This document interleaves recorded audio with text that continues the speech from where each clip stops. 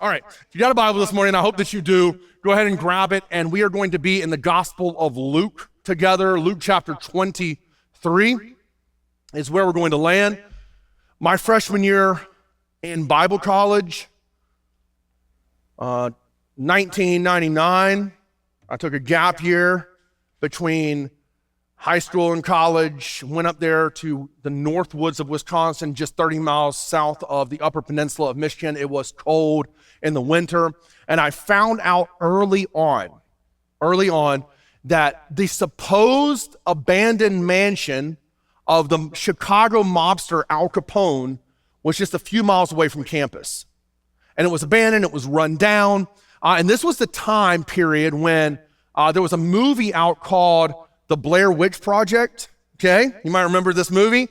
And the abandoned hideout mansion of Al Capone right on this Erie lake in the backwoods of Wisconsin looked somewhat similar to that creepy house at the end of The Blair Witch Project, which just upped the ante of our desire to want to explore this place.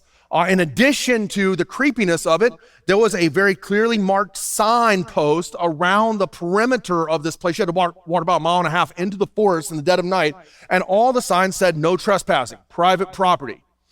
So of course, being the good Baptist child that I was, I had to trespass, and I had to make my way to the house, and I had to light a fire with my friends in the inner room of the house, the great hall, which was completely run down.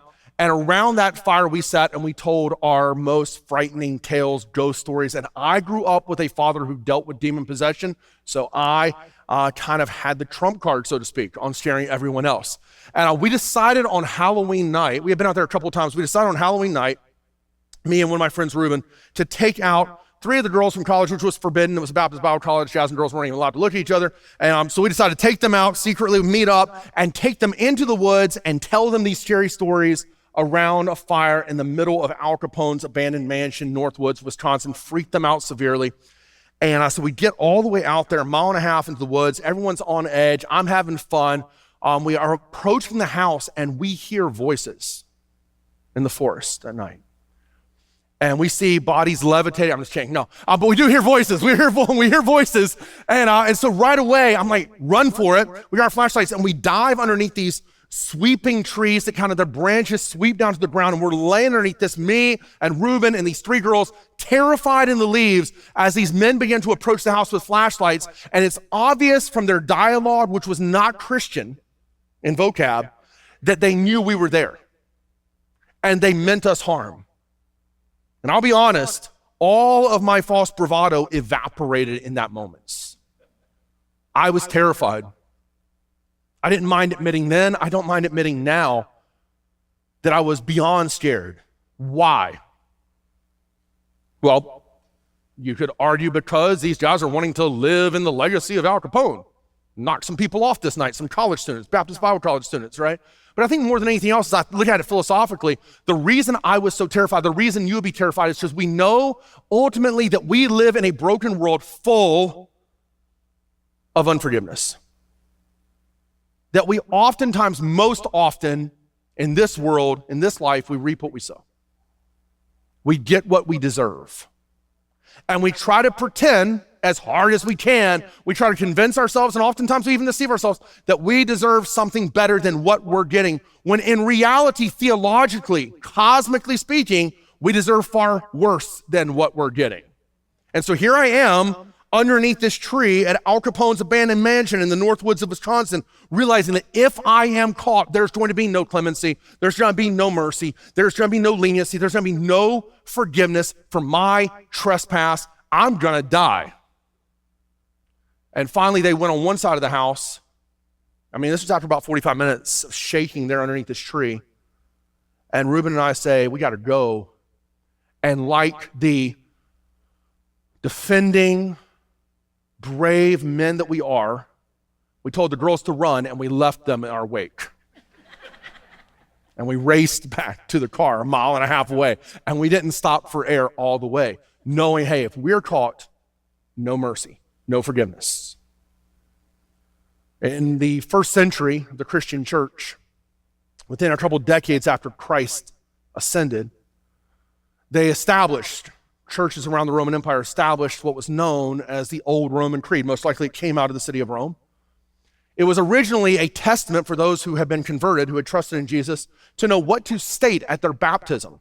That's most argue that when you would stand there at the river's bank or at a lakeside and you would about to be plunged beneath the waters as a sign of newness of life, risen in Christ, you would recite the Old Roman Creed. Over the course of the next 80 years, it transformed into what is now known as the Apostles' Creed. We believe in one God, the Father Almighty, the maker of heaven and earth, of all things visible and invisible. We believe in Jesus Christ. We believe in the Holy Spirit. We believe this about Jesus Christ. We believe in the communion of saints and the resurrection of the dead, and all of these phenomenal truths that the Apostles' Creed testifies to. And 3 centuries goes by, and the church clings to this in the midst of, as you probably know, radical persecution from the Roman Empire. There are seasons of respite, but most often the Roman emperors are trying to staunch out Christianity, stamp it out, because they cannot control it. And when Constantine rises to the throne after the Battle of Milvian Bridge, the Edict of Milan in 313, the church becomes contaminated and watered down, and corruption begins to pollute the church, and false ideology and false theology. And so in an effort to combat that, a collection of bishops across the empire are brought together, and they produce in 325 what becomes known as, what Devin read this morning, the Nicene Creed. It would be developed more over the course of the next 50 plus years until 381, where we find it now in its current form, where they added a lot of language about Christ in 325 and then language about the Holy Spirit in 381. But in both, though, the point of this is in both the Old Roman Creed becoming the Apostles' Creed and in the Nicene Creed, these testaments of early Christian faith that we still espouse, that we still cling to, even if we don't fully understand them, both of them summarize the gospel in one sentence. The gospel of grace in one sentence. And we believe in the forgiveness of sins. That's how the early church, not as verbose as we are now, not as scholastic. When you're running for your lives, you hardly have time for scholasticism. And so not as scholastic as we are now, not as scholastic as they would become in the 4th and 5th and 6th centuries in the Renaissance and the Reformation. But they would summarize this faith that we hold to, not in the eradication of sins by our merit, not in the removal of guilt through our works, but in the forgiveness of sins, total amnesty. Over the next 7 weeks leading up to Easter Sunday, the goal is for us to explore together as a church the 7 sayings, the 7 words of Christ from the cross, full of potency, filled with meaning. And my hope is that we'll see the dynamic of why he said them and what he accomplished through them. As you study the 7 sayings of Christ on the cross, you might be familiar with this from the 4 gospel accounts. There's only one of them that you find twice, and that's the middle statement, my God, why have you forsaken me, from Psalm 22. You see a parallel emerge between the first and the 7th statement, between the 2nd and the 6th, and between the 3rd and the 5th. We're going to explore those together as we go. The final statement that he'll declare upon the cross is, Father, into your hands I commit my soul, my spirit. And the first statement that he'll declare upon the cross is what we find here in Luke's Gospel, chapter 23. So this is going to be fun, because people have always been like, oh man, you just preached on one verse. That's amazing. We're going to preach on 3 words today. 3 words. Ready? So for you, those of you who are like, oh, it's way too complex and too deep, 3 words for you. Okay? We're going to back up. We're going to begin reading what's happened in the story. Most of us know this. I'll just recap for you. Jesus has been in Gethsemane, and in Gethsemane, sweating drops of blood, under intense anguish and stress, crying out to his Father, Father, if it's possible, let this cup pass from me. And then we see the tiki torches making their way through the garden, and the Roman soldiers, or the Hebrew soldiers actually, descending upon Jesus, led by Judas Iscariot. And Judas Iscariot, one of Jesus' best friends, betrays him. And all of the remainder of Jesus' friends abandon him. And Peter has now denied him. And he has been dragged before the court of Pilate, and then the court of Herod, and back before Pilate. And he has been scourged, and he has been led out of the gates of the city, which I saw there when I was in Jerusalem last March. and by a side road running alongside the gates of the city, the Via Dolorosa, and to most likely the site that is now the Church of the Holy Sepulchre, and there he is crucified. And that's where we're going to pick up on the story here this morning, a story we know well, a story we need to be reminded of consistently, especially in this season of Lent. Verse 32, Luke 23. Two others, criminals, were also led away to be executed with him, which is in fulfillment. Just in case you're not tracking this, he, humanly speaking, is out of control. He can't control this scenario. He can't make this prophecy occur. And yet, what do we find in the Old Testaments? That he'll be killed with robbers or with thieves, with criminals. So here he is. He's led out. If you're tracking, you're paying attention in the first century, you're a subscriber to Judaism, your bells are going off that you're probably conveniently trying to ignore. Two others, criminals, were also led away to be executed with him. When they arrived at the place called Golgotha, or the skull, they crucified him there along with the criminals, one on the right and one on the left. Then Jesus said, Father, forgive them, because they do not know what they are doing. And they divided his clothes and cast lots. Verse 35, the people stood watching, and even the leaders were scoffing. He saved others. Let him save himself. If this is God's Messiah, the chosen one, the anointed one. The soldiers also mocked him. They came offering him sour wine and said, if you are the king of the Jews, save yourself. An inscription was above him, this is the king of the Jews. Then one of the criminals hanging there began to yell insults at him. Aren't you the Messiah? Save yourself and us. So, in early Latin scholasticism, those Latin fathers wanted to conjure a word that really depicted for humanity the worst of agony, the heaviest of anguish. And so they took the Latin word cruciates and they put the prefix ex in front of it. And they said this word, ex cruciatus, is a way for us to understand the most extreme agony a human can endure. We get our English word excruciating from this, and it literally means out of the cross. Because the cross, invented by the Persians, perfected by the Romans, is still to this day the most heinous, the worst of all human instruments of torture and death. And so what we have here in all four gospel accounts is Jesus thrown upon a stipe, and his limbs are stretched out, and spikes, probably 9-inch Roman spikes, driven between, most likely between his wrist, without shattering bone and without severing artery, but severing the main nerves in his arms, where fiery spasms would descend throughout his body, the same driven through his feet, severing nerves there in his feet, lifted into the air, put up on this cross beam, slid into the ground. We hear from Scripture that every joint, if you've ever had one joint out of socket, you know the pain, that every joint in his body is snapped out of sockets. A pain beyond reckoning for our mind, excruciating pain. And on top of that, in that moment, we hear the mockery descend upon him.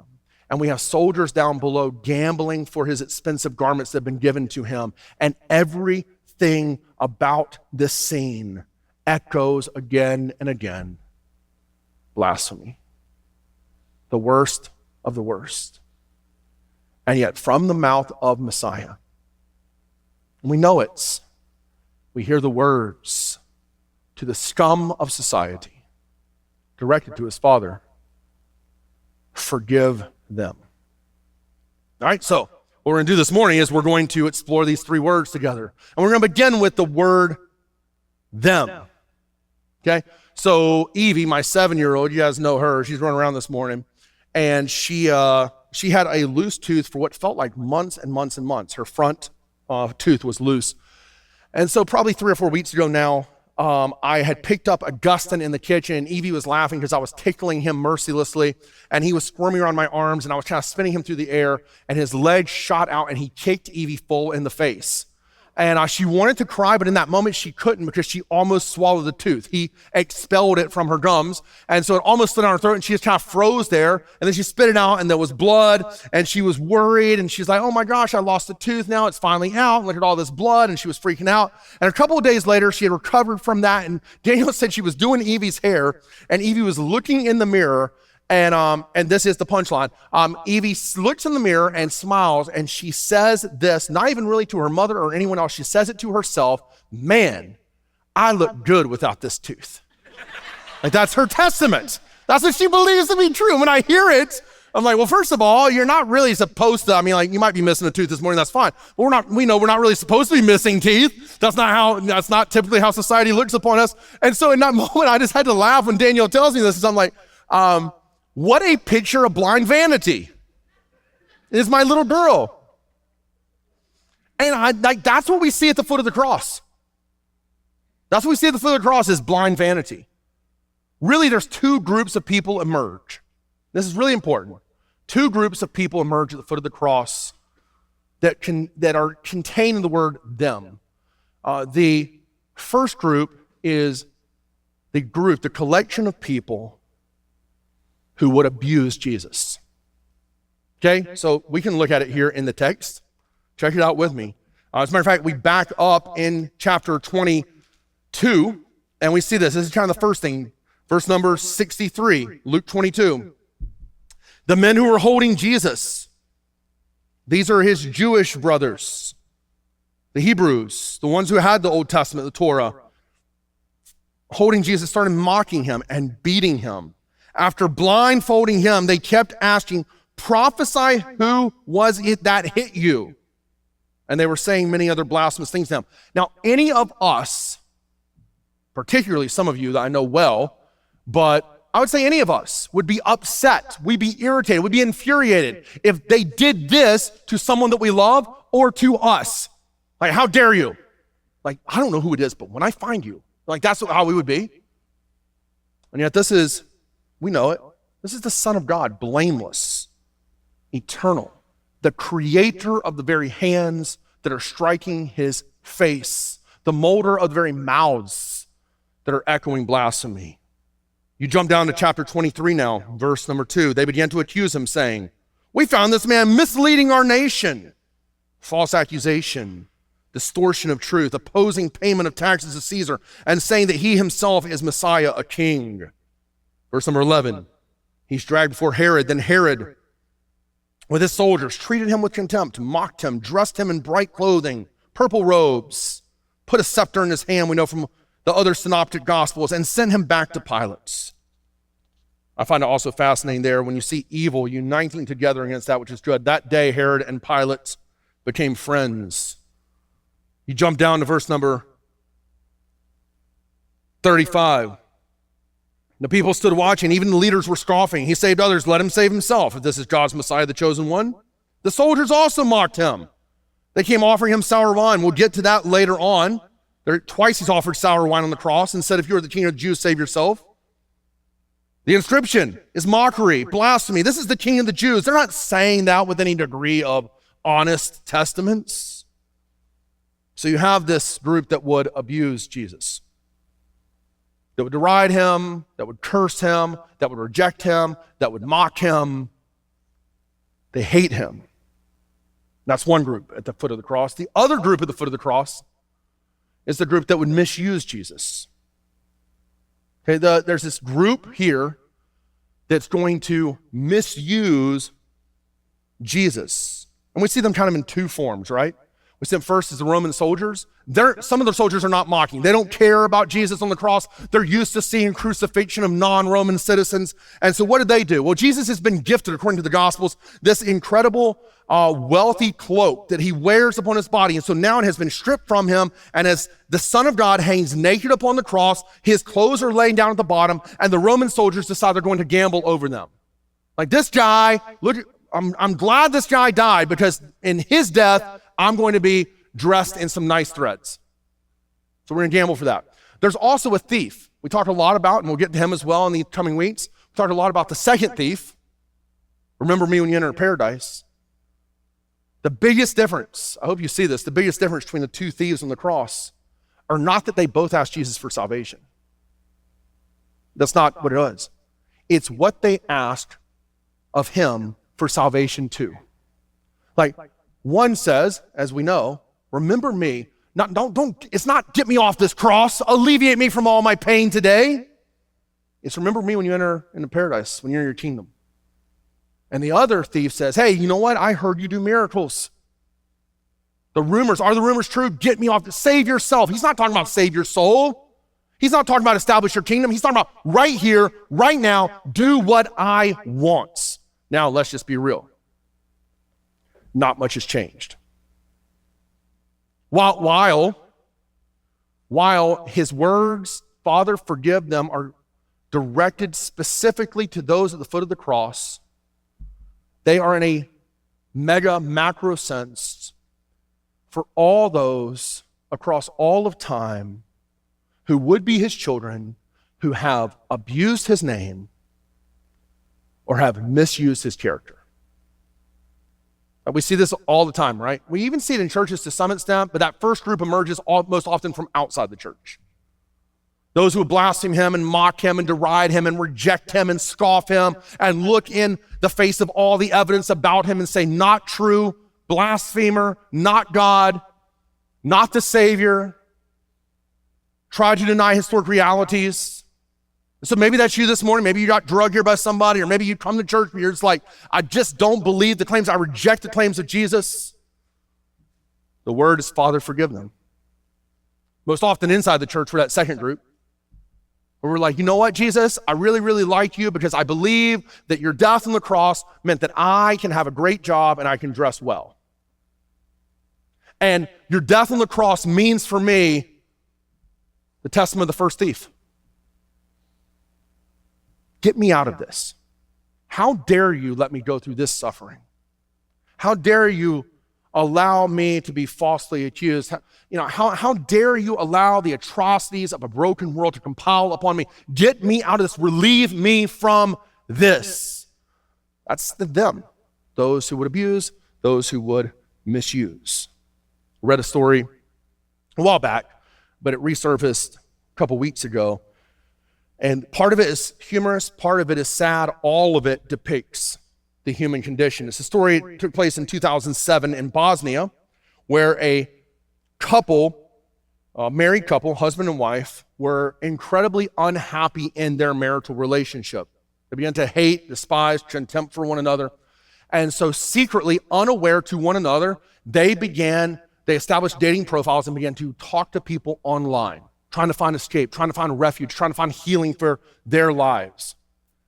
They both found online the man and the woman of their dreams, okay? And they began to converse with them. They began to share about the atrocities of their husband and their wife. And they finally, after months of conversing, this is my soulmate, decided they would meet up. And you guys know, because human history is so checkered and so weird, and fact is weirder than fiction a lot of times, you know what happens. But as they go to meet up on the day that they have designated, they find out the person they've been talking to this entire time, their soulmate, is none other than their own husband and their own wife. I read this and I'm like, man. Well, the wife's testament was this: I thought I had met the man of my dreams, but instead I was just reunited with the monster. And I read that and I go, by looking in the mirror. Like that's how we deceive ourselves. This self-deception by vanity, like my little girl, where we look in the mirror and we think this is the person of our dreams. And everyone here better make this person of my dreams happy and content, including Jesus. That's what Jesus died for. That's why he's here. That's why he's my Savior. That's why I've accepted him. Better make me happy. And so in many ways, we're not different. We're not different from the Bosnian couple. At least I'm not. In my natural state, we're not different from those at the foot of the cross. It's easy for us to think we would be his disciples. I mean, they've kind of skedaddled, except for John, who we'll address here in a couple weeks. Or that we're maybe the women at the foot of the cross. But most likely, especially in our natural condition, we're those who would abuse or those who would misuse. That's them. That brings us to a second word here. And that word is Father. So a couple weeks ago, I met my buddy, Mike Brown. Mike, you here this morning? You around? Oh, there he is. Good, yeah. Good. Now everyone will know what a sinner you are. So I met Mike at First Watch, and we had breakfast together. And we sat there for over an hour just talking. He's one of my best friends, and so we're just kind of chatting about different stuff. And then I say, you know what, thanks for the time. It's been great hanging. I'm going to go to the bathroom, and I was going to be in there for a while, and so I said goodbye to him, and he left. And so I was in there for a while, and I'm like checking emails and like responding to text messages and all kinds of stuff. And probably like an hour goes by, and at least it felt like that. My legs were numb, and so I finally get up and I leave the bathroom, and I'm more information than you need, but we're talking about them this morning. So anyway, I leave the bathroom, and as I'm leaving the bathroom, I get a call from Mike. Hey, have you left the restaurant yet? And I'm like, no, I'm actually about to leave. And he's like, I think I might have left something there. Oh, never mind, I found it. Click. I'm like, that's really weird for Mike. So I exit, and I'm still on my phone. I'm responding to people, and I climbed my Jeep. Normally I have my doors off, but I had them on that day because it's been raining lately. So I climbed into my Jeep and I closed the door. And as I closed the door, I feel hands from the back seat up on my shoulders.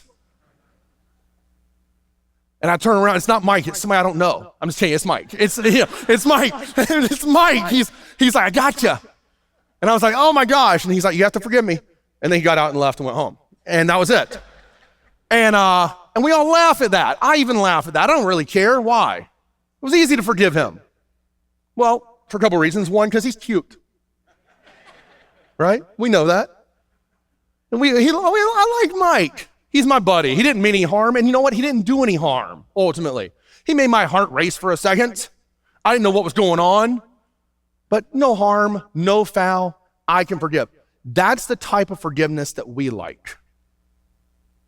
When it's somebody that we really like a lot, they're really cute, they're really sweet, they're cool, they didn't mean what they were doing, and you know what, at the end, they didn't really do any harm. I can forgive that. God, I know what it's like for you to forgive sinners now. That's not how the Father forgives. Not at all. The reality of the them at the foot of the cross and we with them is that we have struck a blow to the very heart of the one who is perfect. That's what we've done.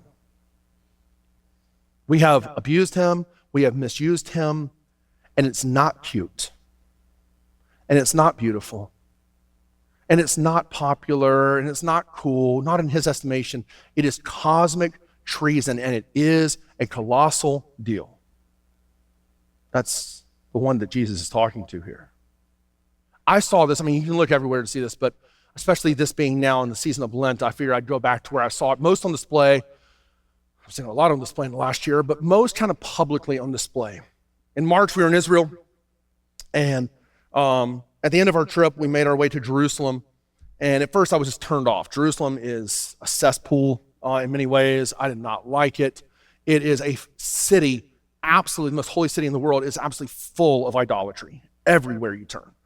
And I think it was the first day that we were there. We'd gone to the Wailing Wall, and we'd gone to the tunnels underneath the temple, and then we had lunch, and then we made our way down the Via Dolorosa, which is now basically a marketplace. And the actual Via Dolorosa is buried about 30 feet beneath the current Via Dolorosa, as ancient cities are built up on top of each other. We made our way down the Via Dolorosa, and I'll be honest with you guys, all the years of being a Christian and doing research and studying, I had no idea. I thought, maybe you think this as well, I thought the place Jesus died and the place he was buried was the Garden Tomb, which we went to, and it was very touching.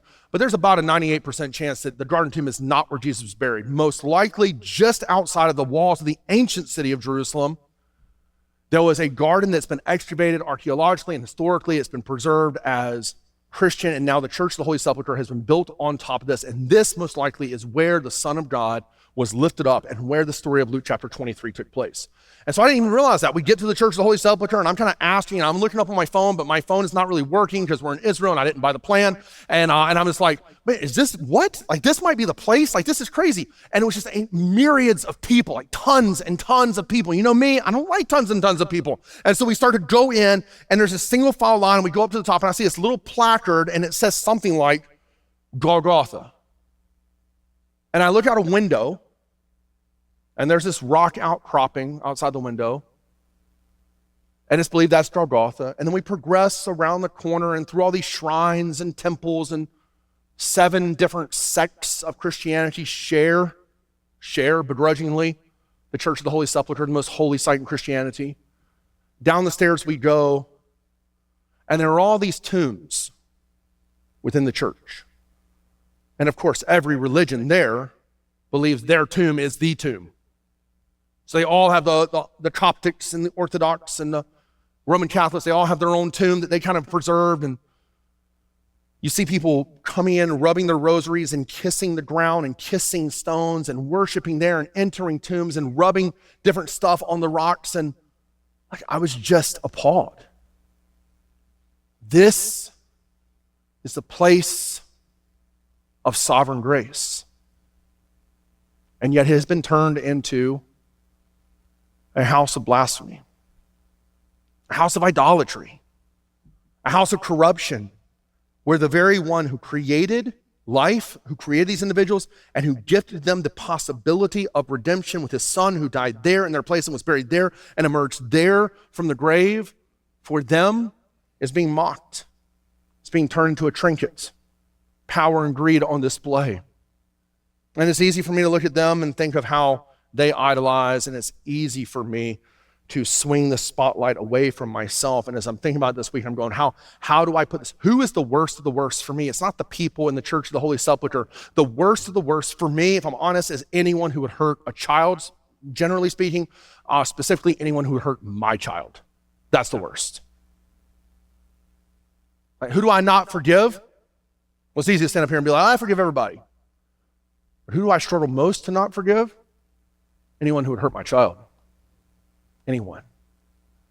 And it would be easy this morning to be cute and to draw up on, well, Jesus was God's baby, right? That'd be easy. And that kind of trash is going on all over the place. The reality is this, that when he says Father, what he is stating is a reality that our view of Father, if you had a loving Father, our view of Father is only a flimsy microcosm of. No matter how great your father was, no matter how great your mother was, when he says, this is Abba, this is my Father, what he is saying there is a love and intimacy and fellowship and connectivity that is shared between us that no one in this world has ever experienced before.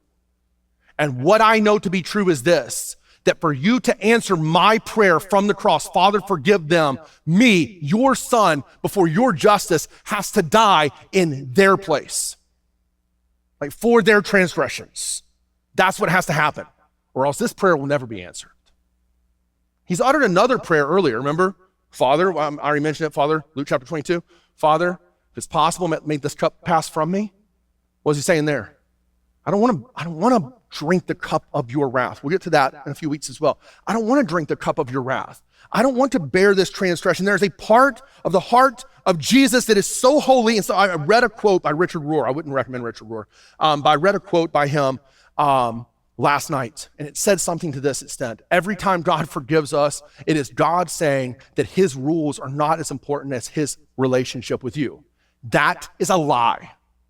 Every time God forgives you, it is God saying that his rules are so important and so impeccable that it took the death of his son upon the cross to pardon you of all transgression. That's the truth. To forgive. So when he says, Father, forgive them, he's not saying brush it aside. It's not a big deal. Oh, I just want relationships so bad. He's saying, I will die. That's why I'm here. I'm hanging in their place. Which brings us to this last word. Father, forgive them. What does it mean to forgive? So Evie had a friend over recently, and they were coloring with markers, unbeknownst to my wife. I was away, coloring with markers on our nice dining table that Danielle had ordered, and it bled through, and it permanently stained the table. And I got home, and Danielle was so upset. And you know me, I'm a very attentive husband, so I was like, well, you should have been paying attention. And that was about it. Not really. I was like, oh, dang, that's terrible. Like, I can't. Oh, what are we going to do? Put a placemat over it. That's literally what I said. Put a placemat over it. She's like, oh my gosh. And so she called the company that we had ordered the table from. Hey, we need this stain, this particular stain to cover up this block that's on the table. Oh, it's going to be X amount of dollars. Okay, well, we got to pay for it because we can't have this stain on the table. So she ordered it. I paid for it, and came in, she's staying at the table, you never see it anymore. Now, I've used other analogies like this, but this is the idea of forgiveness. It is a blot has occurred, a stain has taken place, a trespass has been committed, some crime. There's three options for that. Number one is that the criminal pays for it. Well, in this scenario, my daughter has no money. About 75 cents, and even that I gave to her. So she doesn't have enough. She can't do it, literally can't do it, even if she wanted to, which, by the way, in case you're wondering, it's Evie. She doesn't want to. She doesn't care. And so she doesn't want to oh, sorry, but not really, and I'm going about my day. And so option one is she pays for it. She can't do it. Option two is the blot remains. The stain is there. The table is ruined. Option three, someone else pays for it to fix it. And by paying for it, you yourself or that person is absorbing the debt owed. That's forgiveness. That's true forgiveness. It's not trite. It's not, oh, this isn't a big deal. That's forgiveness. So the reality is, whether we want to admit it or not, it's so relieving to just admit it. That I created this chasm, as Kat's saying about this morning, that I created the blot, that was full of wreckage and carnage and trespass and transgression and iniquity. That was me, and I couldn't fix it. And let's just be real, I didn't even want to fix it. I wanted him to give me all the good stuff while I continue to be the rebel and rascal that I am. And what did he do? He could have left it, completely just to do so. And that's probably what most of us would have done if someone murdered our child. We would leave it. And instead, he, through the blood of his son, brought redemption home. Ephesians chapter 1, verse 7. In him we have redemption. By his blood, that's the payment. The forgiveness of all trespass. In his book, Ragamuffin Gospel, Brennan Manning says this. I'm going to have to step close because I can't read. Can't read this. I can read. The gospel, watch this, and it's long, so hang with me. The gospel is not for the super spiritual. Okay? It is not for the muscular Christians who have made John Wayne and not Jesus their hero. It is not for academics who would imprison Jesus in the ivory tower of exegesis. It is not for noisy, feel-good folks who manipulate Christianity into a naked appeal to emotion. It is not for the hooded mystics who want magic in their religion. It is not for Alleluia Christians who live only on the mountaintop and have never visited the valley of desolation. It is not for the fearless and tearless. It is not for the red-hot zealots who boast with a rich young ruler of the Gospels, all these commandments I have kept from my youth. It is not for the complacent hoisting over their shoulder a tote bag of honors, diplomas and good works, actually believing they've made it. It is not for legalists who would rather surrender control of their souls to rules than run the risk of living in union with Jesus. The gospel is for the beraggled, beat up, and burnt out. It is for the sorely burdened who are still shifting the heaven suitcase from one hand to the other. It is for the wobbly and weak-kneed who know they don't have it all together and are not too proud to accept the handout of amazing grace. It is for inconsistent, unsteady disciples whose cheese is falling off their cracker. It is for poor, weak, sinful men and women. It is for the bent and the bruised who feel that their lives are a grave disappointment to God. If that's you, you're in good company. That's who the gospel's for. It is for smart people who know they are stupid and honest disciples who admit they are scallywags. This good news means we can stop lying to ourselves. The sweet sound of amazing grace saves us from the necessity of self-deception. Repentance is not what we do in order to earn forgiveness. It is what we do because we have been forgiven. The spiritual future of ragamuffins consists not in disavowing that we are sinners, but in accepting that truth with growing clarity, rejoicing in God's incredible longing to rescue us in spite of everything. He does not have to say at the foot of the cross, Father, forgive them. He doesn't have to say that. He doesn't have to say that to those who abuse him and those who misuse him and those who are corrupt and those who are sinful and those who are blinded by their own vanity. And yet he chooses by God's love and the graciousness of Christ alone to do this, what we don't deserve. One of my favorite books, as you guys know, is The Lion, the Witch, and the Wardrobe. And if you've read it, you've read this. But my guess is most of you have missed it there's this little phrase that Aslan utters in The Lion, the Witch, and the Wardrobe. If you know the story, it's the four, probably most of you do, the four Pevensie children, Peter the oldest, and then Susan, and then Edmund, and then Lucy the youngest. They enter through the wardrobe there in England into this magical land of Narnia where it's always winter, under the curse of the White Witch, never Christmas, but Aslan, the great lion, the redeemer, the creator, he's on the move. Edmund becomes a rebel, a traitor, basically just for Turkish delight, which is disgusting, okay? But he turns on his family and submits to the White Witch and is under her spell. Soon realizes what a mistake this is. Comes back to Aslan, escapes, rescued, comes back to Aslan. Aslan converses with him, and then Aslan takes Edmund, this traitor who has done such a treacherous thing, so treacherous, in fact, that as you know, Aslan is going to have to die in his place on the stone table. But he takes Edmund, the traitor, back to meet his brother and his two sisters. And this is what it says in the story. When the other children woke up the next morning, they had been sleeping on piles of cushions in the pavilion. The first thing they heard from Mrs. Beaver was that their brother had been rescued and brought into camp late last night and was at that moment with Aslan. As soon as they had breakfast, they all went out, and there they saw Aslan and Edmund walking together in the dewy grass apart from the rest of the court. There is no need to tell you, and no one ever heard what Aslan was saying. There's no need to tell you, because if you've heard the voice of Aslan, he speaks deeply to each of our souls, and we know what that sounds like in our trespass. What Aslan was saying, but in a conversation, it was a conversation that Edmund never forgot. As the others drew nearer, Aslan turned to meet them, bringing Edmund with him. And this is what I want you to hear. Here is your brother, Aslan said. Here's your brother. And there is no need to talk to him about what is past. It's easiest to miss that and just keep on reading there in the story. There is no need. We talked about it a lot. Why is there no need? Well, Scripture makes it clear. He has forgotten our sins, not with amnesia, but purposefully. They're gone. And that's how we're supposed to function toward one another. He's done this through the cross work of Christ. There's no need anymore to dwell on the past, to live in guilt, to live under condemnation. We confess that, forsake that. As Kevin said this morning, we find forgiveness in the radical amnesty of Christ for us. And so we're going to pause right here in the middle of the sermon, which is going to be a little weird for some of you, okay, because we're people of habit. We're going to pause right here, and we're going to take communion together. Because in taking communion, we're recognizing the broken body of that man, the God-man upon the tree, took our transgressions upon himself and stood in our place. If you didn't collect the elements when you came in, they're in the back. If we run out, I apologize, but you can grab those this morning. The bread represents the broken body of Christ.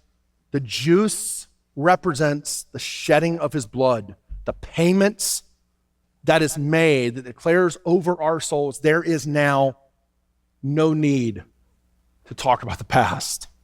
What a relief. What a relief. And so we're going to bow together in the silence, and we're going to make confession this morning. And we're going to give thanks for this radical grace demonstrated to us in the compassion and mercy of Christ, who looks upon us and says, Father, forgive them. They don't know fully what they're doing, but their trespass is of such cosmic weight that I will die in their place. My body will be broken. My blood will be shed. Let's give thanks for that in these moments this morning. A confession of sin.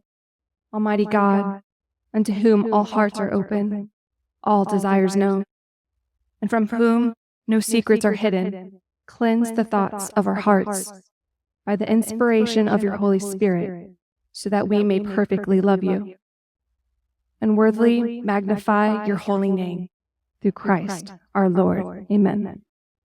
So we take the bread, communion with him, giving thanks. The bread that he broke, this is my body. And we take it and we eat in remembrance of him and in worship of him. In gratitude this morning. Let's do that. And Jesus took the cup of redemption. Without the shedding of blood, there's no forgiveness of sins. The cup of redemption, the third cup, a Passover feast, and he says, this is the blood of the new covenant. This is my blood for you, for remission of sins.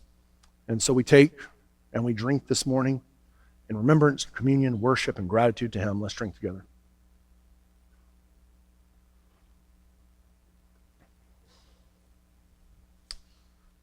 So where do we wrap down? Well, something fascinating that jumped out to me is this, that Jesus, immediately we see an answer to his prayer on the cross. It's kind of phenomenal. I mean, he's the Son of God after all. Father, forgive them. So you jump down to verse 47. We know it's through his death that that's going to happen. But verse 47, what does it say? When the centurion saw what happened, he began to glorify God. How? By the forgiveness of sins. Saying this man really was righteous, or this man really was, according to some translations, the Son of God. You might have heard the story in 2014 of the American missionaries. They were teachers there and in Yemen, and they're both abducted by Al-Qaeda and terrorized. Finally, the mother was released, Yolanda Corti, but her husband Pierre was kept in captivity. And ultimately, when American soldiers tried to sweep in to rescue a U.S. hostage with him, a South African hostage, the terrorists put them both to death.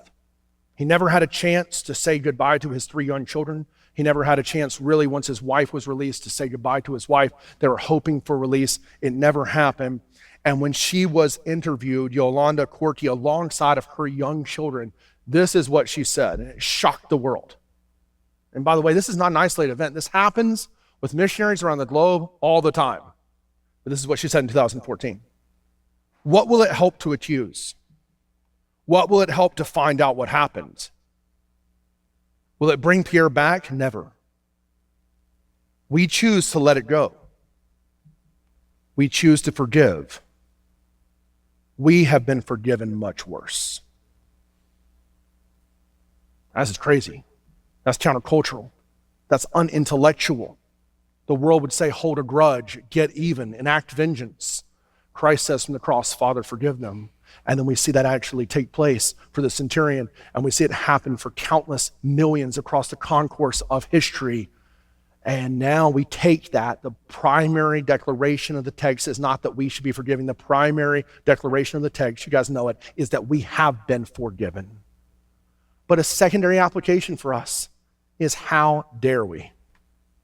And I know, believe me, I know there have been some ridiculous atrocities committed against some in this room or others that you know, and forgiveness is hard. Forgiveness is not saying it's okay. Forgiveness is absorbing the debts and saying, I will make it right. That's difficult. Only the Holy Spirit can bring that about. And he does that through the redemption, through his blood, forgiveness of sins by Christ. Let's pray.